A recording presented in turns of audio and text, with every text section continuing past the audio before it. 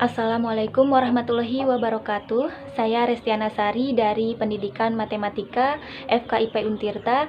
Di sini saya akan menyampaikan refleksi dan mempresentasikan laporan pelaksanaan PPLK 2020 yang telah saya laksanakan sejak tanggal 5 Oktober 2020. Lokasi PPLK yang saya pilih yaitu di SMP Negeri 1 Ciomas, terletak di Jalan Raya Pasar Ciomas, Desa Sukabares, Kecamatan Ciomas, Serang, Banten. Dalam tahap 1 kegiatan orientasi sekolah, saya melakukan observasi di SMP Negeri 1 Ciomas dan melakukan wawancara dengan guru serta kepala sekolah. Di tahap 1 orientasi sekolah ini menghasilkan produk berupa video orientasi sekolah di mana terdapat wawancara antara kepala sekolah dan wakasek kurikulum serta guru pembelajaran matematika.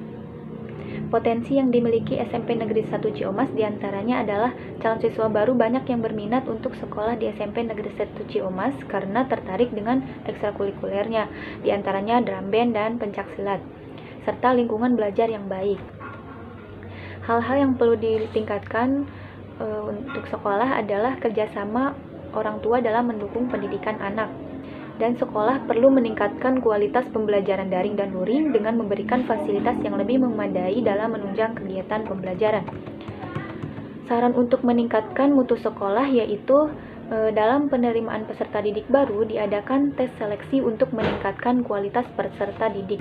Dan sekolah juga berusaha memaksimalkan sarana prasarana agar lebih memadai. Tahap selanjutnya yaitu menyusun perangkat pembelajaran. Perangkat pembelajaran yang disusun dalam kegiatan PPLK ini diantaranya adalah RPP, bahan ajar, media pembelajaran, LKPD, instrumen penilaian, dan evaluasi pembelajaran. Penyusunan perangkat pembelajaran ini dilakukan melalui beberapa tahap, dimulai dari pemaparan materi tentang perangkat pembelajaran, langkah-langkah membuat perangkat pembelajaran, dan pembagian kompetensi dasar untuk membuat perangkat pembelajaran oleh guru pamong dan dosen pembimbing.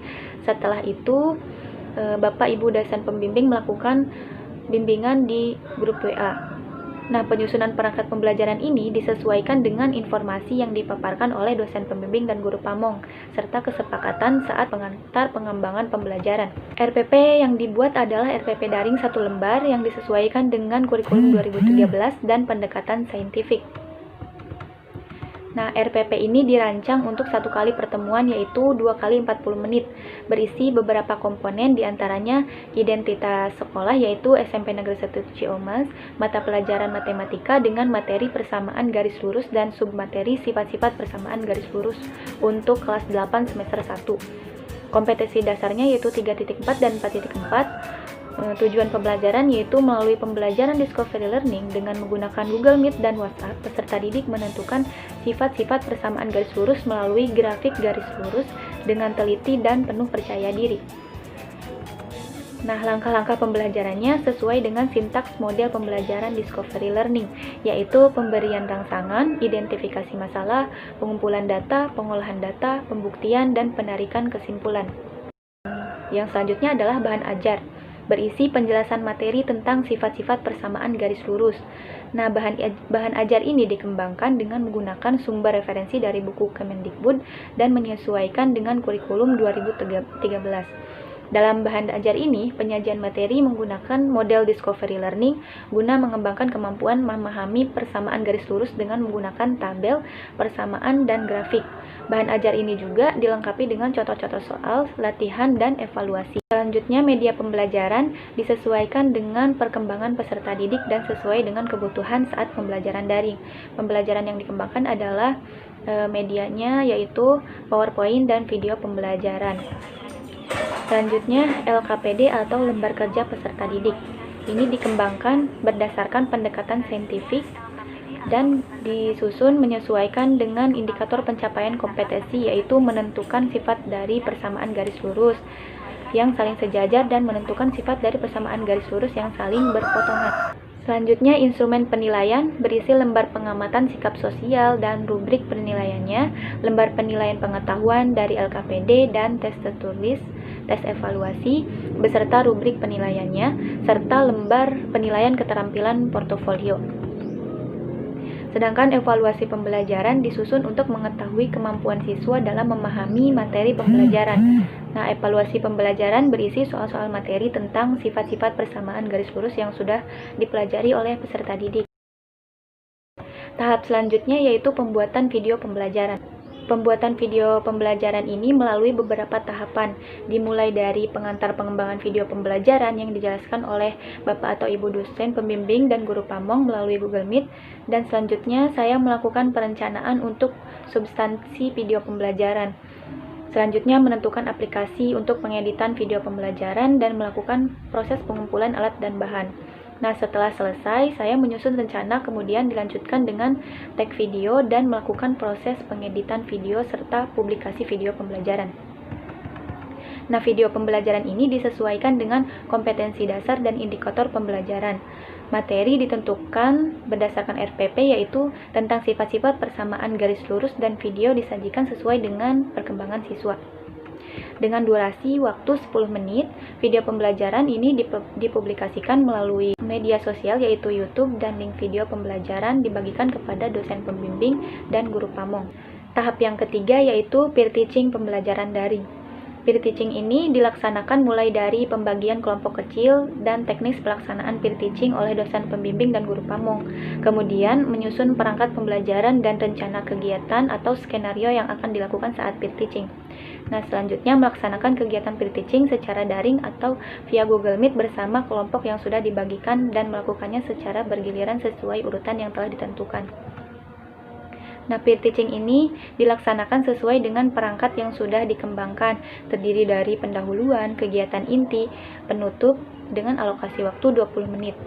Nah, salah satu mahasiswa menjadi observer untuk teman yang tampil, dan mahasiswa yang tidak praktik menjadi siswanya.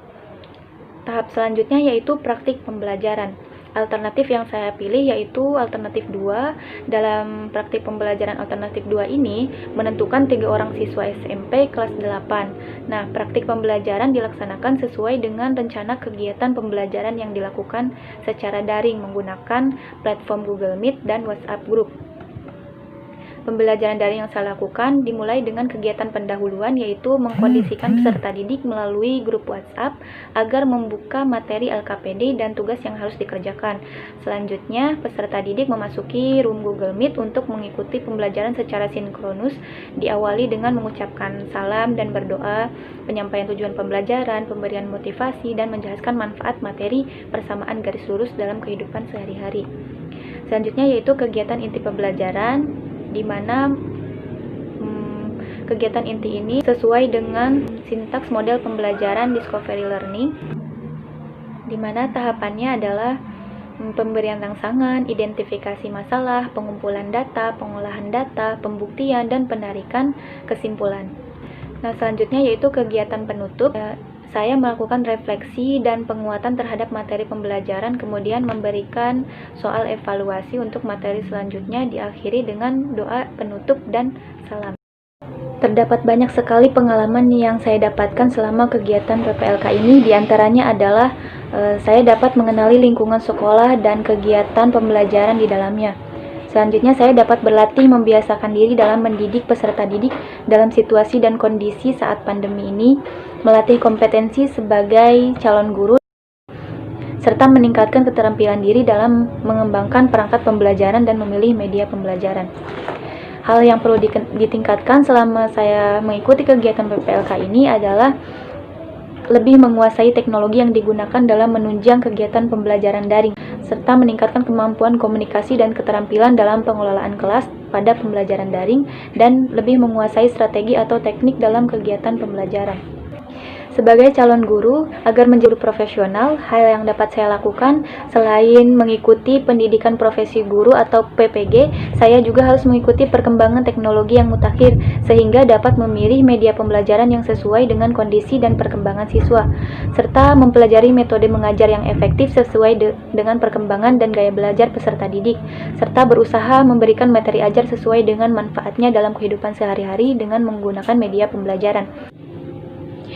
Nah, itulah refleksi hasil kegiatan PPLK 2020 yang telah saya laksanakan.